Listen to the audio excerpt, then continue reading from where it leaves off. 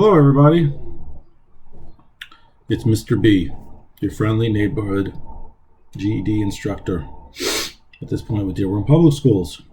I am a little sleepy, so my eyes look like they're closing, but we're all doing our best here. I hope everyone's safe, and this thing will pass, and we just keep doing what we're doing. The journey of 1,000 miles begins with my two favorite sayings. The journey of 1,000 miles begins with a single step. Maybe it was Lao Tzu, I don't know. Somebody, one of those guys.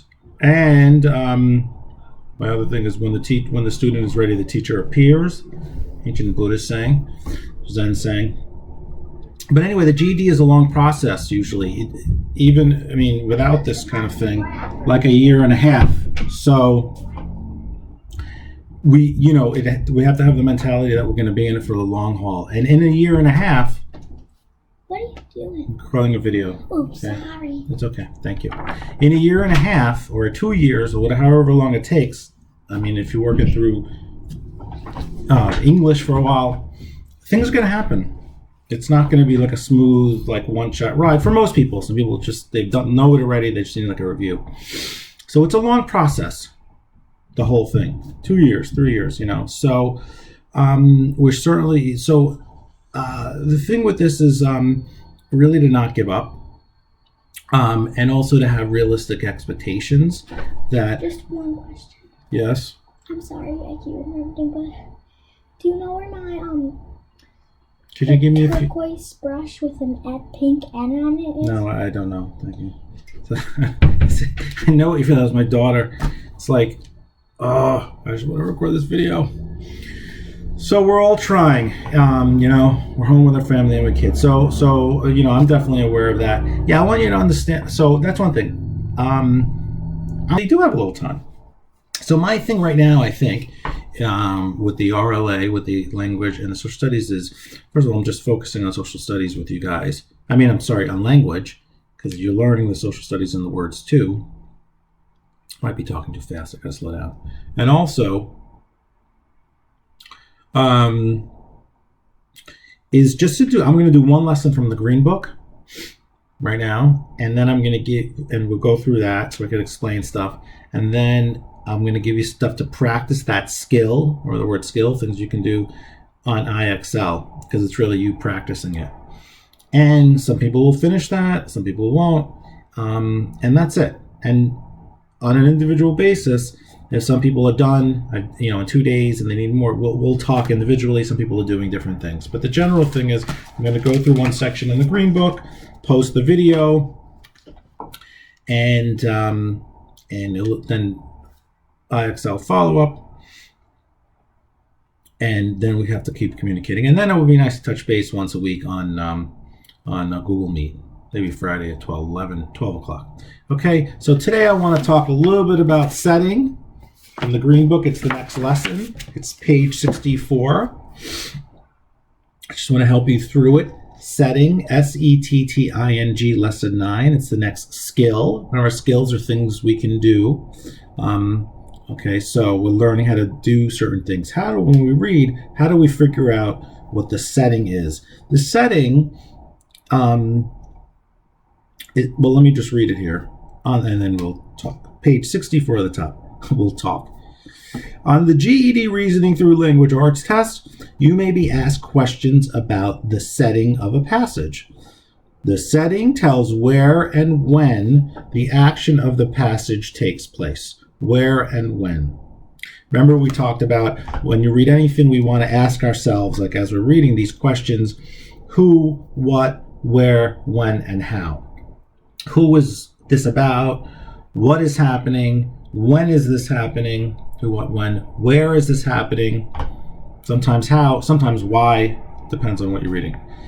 As we're reading, we're sort of thinking to help us understand what we're reading. The setting tells where and when the action takes place. As you read, try to picture the action. Imagine. Look for descriptive clues. Descriptive comes from the word description. To describe something, I don't know how else to define it, in the passage below that will help you identify the time of the day and of the place. Still can't see. Now I can see a little bit. No, not happening. The automatic doors swept aside as Linda entered. Oh, who? Oh, Linda. Okay, this must be about somebody named Linda. She. Who's she? Oh, who? Like, these are things we're thinking. She squinted. Squinted means when you put your eyes like that. In the bright fluorescent light. Fluorescent are a certain type of bulb that's very bright.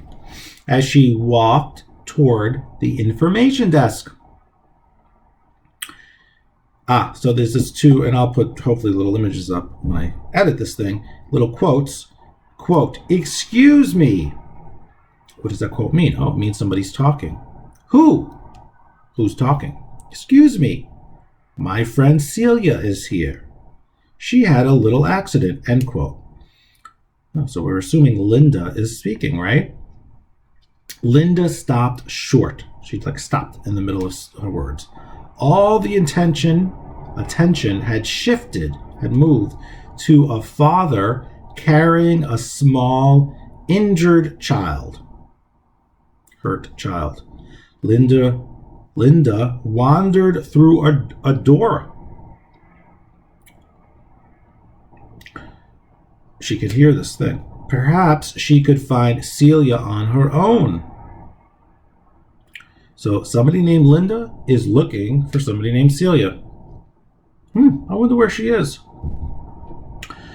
The treatment rooms. That's where you treat people for stuff. Were small and smelled of antiseptic. A-N-T-I-S-E. Let me slow down here. A-N-T-I-S-E-P-T-I-C. Antiseptic is chemicals that kill germs and kill bacteria, and that's, wow, it's so timely for us because it's sort of our lives right now. I hope you're cleaning your doorknobs and everything all the time, spraying Lysol, being careful. The room smelled of antiseptic. In an empty room, a television was broadcasting a replay of the evening news. Long pleated pink curtains. Oh, the evening news. It must be in the evening. Long pleated pink curtains surrounded the occupied beds. A technician carrying a tray of test tubes. So in experiments or in medicine or doctors, they use test tubes, pushed past her. She'd never find Celia this way. So the question is, where is Linda looking for Celia? It doesn't say it. That's the setting, where? It's part of the setting. And we could figure out it's probably in a hospital or a doctor's office of some kind. How do we know that? That's question 2. What details tells you? Oh, actually, that's not question 2. But how do we know that? Well, let's see. It says there was an accident. There was an injured child. They say treatment rooms. It's usually a doctor or a hospital. Antiseptic. That's something used in medical situations. Empty rooms. Television was playing. So, yeah, a doctor, or really probably an emergency room, right? Because the child got injured. Okay, so there's clues there. The details are the clues. Question 2. What details tells you the action takes place somewhere in the middle of the night? When? And the answer is really that when it talks about the evening news, although could be reruns or something, but basically evening news is in the evening, so it must be in the middle of the night. Okay, so that's dealing with settings. Where and when does the action take place? Look for sensory. Sensory is our senses, to deal with our senses. Information that deals with sight, hearing, sound, the way things smell. Look for sensory details that may provide clues to the setting. You can organize your thinking with a chart. So they always do. They give you the question, then they say, well, if you want, maybe a chart works better for you. So it's the same information at the bottom on 64 there. They're just giving you that chart. So where details? Automatic doors, fluorescent lights, father carrying an injured child, treatment room, a technician. Oh, sounds like a hospital to me. That leads to the setting. Oh, it's an emergency room in a hospital. And when? Rerun of the evening news. Okay? So really, it's getting used to asking yourself these questions when you're reading. When we're reading who, what, where, when, and how. This one is just dealing with where and when specifically. Okay? Setting. Gonna hurry up a little bit because I spent some time doing my intro, which is basically, don't give up on yourself. I actually mean that. Your dreams, but sometimes we have to be honest and say, okay, this is what I can do right now. You know, I can do, have an hour set it. It's okay. Then do the hour, you know?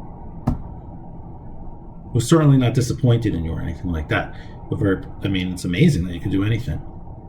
Okay, but the main thing is to be here, to be still going on this at this test when this stuff passes and we're back. Okay, skill practice, page 65. Read the passage and add where and when details to the chart. Then answer the questions. I don't want to answer these questions for you, but I just want to go through the readings to help you with whatever words might be difficult. This passage talks about NASA, NASA. That's the part of the government of the United States that deals with going to space. Astronauts, there are people that go into space. Okay. Back in those days, when, I don't know, NASA scientists weren't sure how astronauts would react to the weightless environment of space. So we became their lab rats. We don't know who's talking. It's probably one of the astronauts. Weightlessness is to have no weight. In outer space, there's no gravity, so we're weightless. We float. And before people go up into space, astronauts, they have to practice living like that. But they have to practice it here on Earth. So how do we do that? This is what it's going to tell us. Lab rats. LABRATS.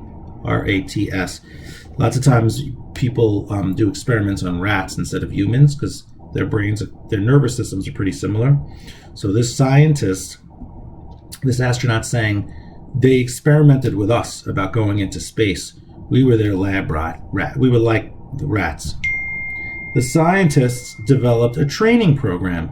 They started taking the 7 of us on rides in the cargo hold of a large Air Force C-131 transport. Cargo is where you store items like luggage and other things that are being carried in a plane. A steep arc is when you go up like this. Just as we went over the top of the arc, we felt a minute of weightlessness. Air Force C-131 transport, or one of these really, really fast jets that go super fast, and as it speeds up and they're going up, there's a moment where you probably feel like maybe you even felt that on a big jet plane, a little weightless for a minute. They wanted to see if we can do simple tasks like talking, reading gauges, those are the instruments panels, flipping switches, and keeping down our breakfasts. Then you got those 3 squares. Where details cargo hold. It tells you, but you're going to add stuff in there. Anything that deals with where is this happening. The middle one is setting. They're giving you this one. Actually, the instructions say read the passage and air where and when. So the setting one in the middle is done for you. They're telling you it's a morning ride in the cargo hold of a jet airplane during the early days of the space program, when the first space program first started in the 1950s. Now we know a little bit what it's like to be in outer space because we've been doing it for a while. When details, back in those days. What are the words there? Well, a string of words can tell you when in that reading. Okay? So you're trying to fill those in the best you can. Question 1, what details suggest that the training program is also an experiment? So you have to find the words. I mean, anything that sounded like when people do experiments. I'll give you a clue. It's related to little furry creatures with big ears and a tail that run around. 2, based on details in the passage, riding in the cargo is most like. Most like means you're going to have to think a little bit on this. They're not just telling you. And both answers could be like, but which is most like? It's like more like than the other one. Riding in the cargo hold is most like which of the following? Cargo is where, again, if you ride on a plane, on the bottom where they put your luggage, that's the cargo hold.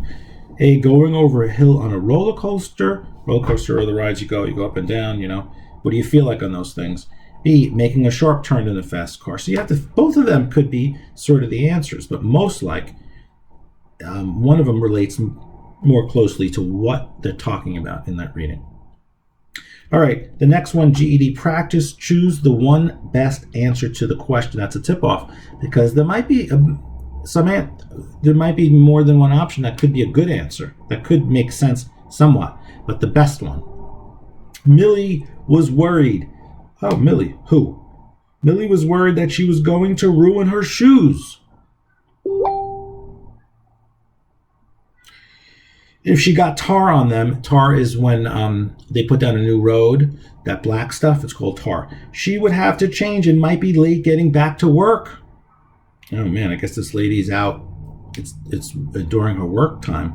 She's out, maybe getting lunch. Apparently it's in a city, had decided to resurface the street, put new tar on the street on that same day that she had scheduled a haircut.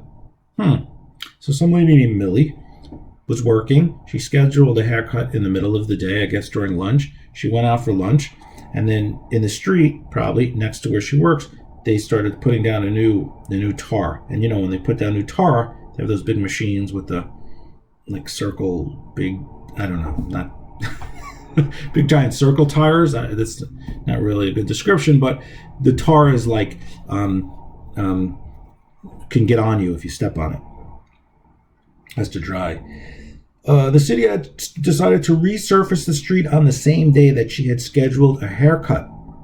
Some big machine was spraying hot oil and sending bits of black grit's like little pieces of dirt, flying everywhere. A few men stood around with stop signs, doing absolutely nothing. They just stood with the stop sign, like, don't walk here, don't drive here. When the light changed, light must be driving, she hurried across the street and into the small shop with no sign of any tar on her shoes. Okay, I'm very happy for Millie. She managed to avoid getting tar on her shoes. Okay, 3. Based on the details of this passage, which of the following is the most accurate description of when this event takes place? And you got to figure it out. Is it during the daytime, during the late evening, during the daytime, on a weekend, or in the future? Then there's some tips in there. Okay, setting, page 64, 65. And then, when I send you this, I'm going to send you a link to the section of IXL that deals with setting, so you can practice. You have to practice it. And if you get them wrong, and you learn. Okay, so that's this week. Please contact us individually or Remind or whatever, however you do it, if you're sort of in a different place or doing something else, or you have any questions. Okay,